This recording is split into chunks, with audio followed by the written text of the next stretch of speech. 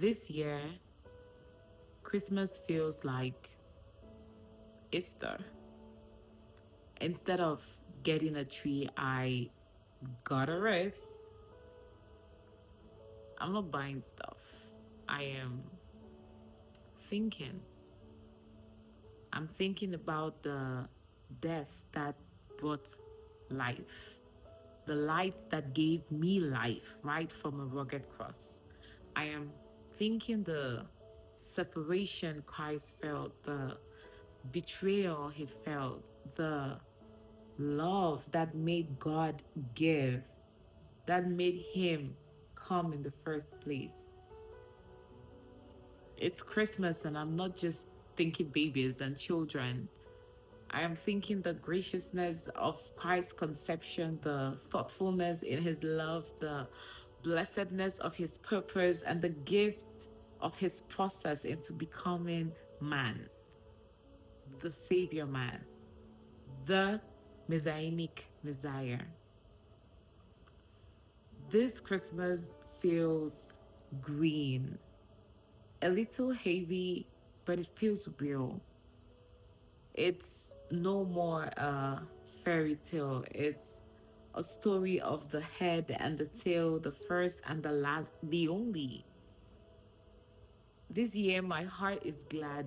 I know the reason for the season. I am flooded with gratitude, mellowed in awe at the sacrifice, the love, the humility of the Christ that God will come because he loves, that God the way shows me the way, that God will choose to come to me, to you, that God will leave only to die, that God is true and I can be too.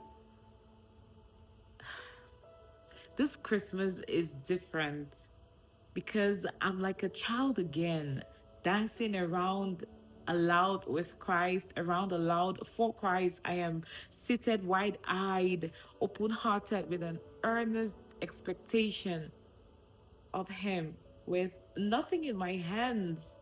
But my hand in his hands, celebrating that he came, and more so, that he died and lives again. You know, I have searched through the scriptures to see if for once Christ considered to let it go. I've wondered if he knew the full extent of the folly that ravages his people. I have wondered if he knew that his death did not guarantee my salvation. I'm wondering how he chose to die anyways, and how he chose to come in the first place. And could he not choose another place, another way? Why did he have to come the way he did and when he did? And could he not come in the 80s or the 90s? Maybe a gunshot could do, and his death could have been quicker or easier. I guess I'm just trying to put purpose and process together. I'm asking how and why, and I'm asking for help to understand this kind of love that I don't understand.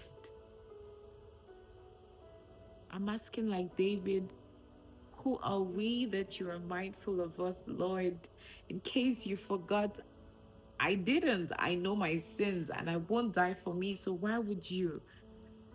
You created pleasure and still decided to search it out in us, in loving us, for the sake of love.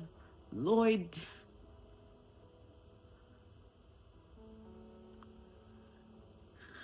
this Christmas I am receiving the gift of truth.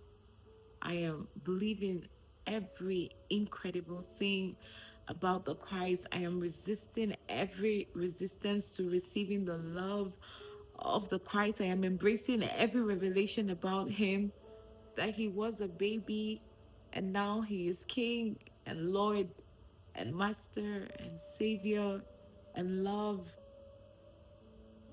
and Lord and Jesus and God and good and love.